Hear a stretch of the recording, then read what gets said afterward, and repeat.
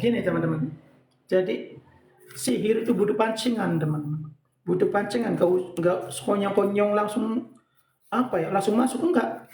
Sihir itu butuh pancingan, kadang-kadang diteror dulu, ketika bertengkar awas kamu, kamu tidak akan bahagia hidupnya, awas kamu, nanti aku santet kamu.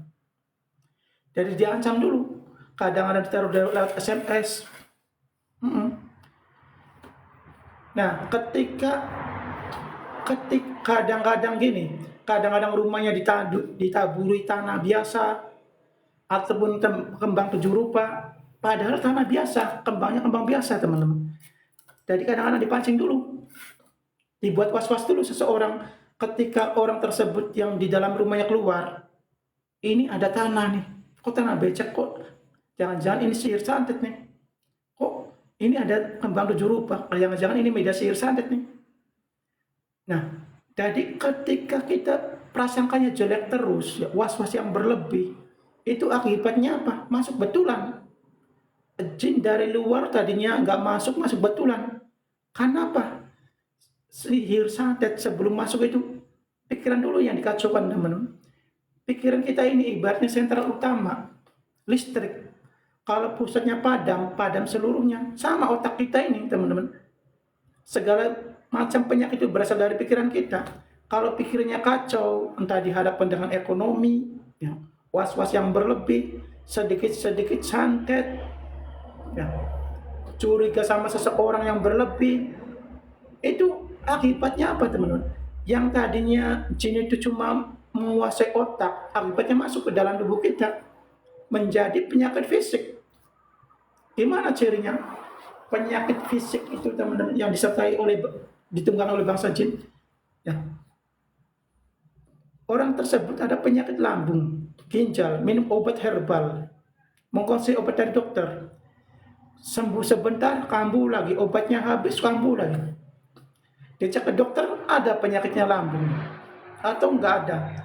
Dicek ke dokter, ada penyakitnya lambung, diobati dari obat dari dokter, sembuh sebentar, kambuh lagi, malah kecanduan sama obat. Kalau nggak minum obat seperti itu, kumat terus. Akibatnya apa? Yang tadinya penyakitnya cuma lambung karena mengkonsumsi obat dalam jangka panjang, akibatnya organ lain melemah, teman-teman. Akibatnya apa? Paru-paru bermasalah, ginjal bermasalah, jantung bermasalah. Yaitu, teman-teman. Jadi kalau kita ingin terhindar dari sihir santet, sudah, teman-teman. Meskipun itu gangguan jin sihir, santet, jangan urusin jinnya kalau kita ingin sembuh. Jangan urusin jinnya, perbaiki saja akidah kita, teman-teman. Sholat kita gimana, masih bolong-bolong enggak, kita mudah marah-marahan enggak, bawaannya malas, iya. Orang yang terkena sihir bawaannya malas, udah kalau udah, seorang juga dosa. Jadi kayak gini. Jadi sihir, teman-teman, sebelum masuk ke fisik itu, ya, orangnya dibuat malas-malasan dulu. Hal-hal sepele, misalnya nyuci baju, nyuci piring, bawaannya malas. Sering ini udah sholat, bahkan tidak sholat. Iya, kadang-kadang makan, teman-teman. Yang dulunya tidak suka makanan, misalkan es krim, apa ya, misalkan ketoprak, teman-teman. Yang tadinya nggak suka, tiba-tiba suka.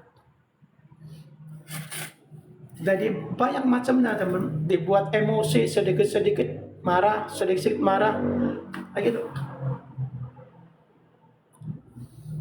Yang tadi rajinnya ibadah, tiba-tiba malas. Yang punya suami istri sering cekcok, sering ribut, sedikit-sedikit pasangan suami istrinya minta cerai, sedikit-sedikit saya talak kamu,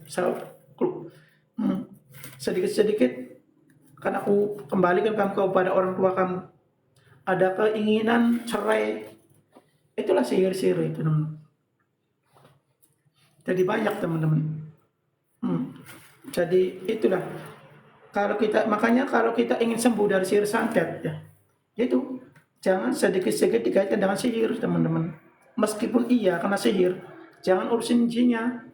Perbaiki saja akidah kita, sholat kita,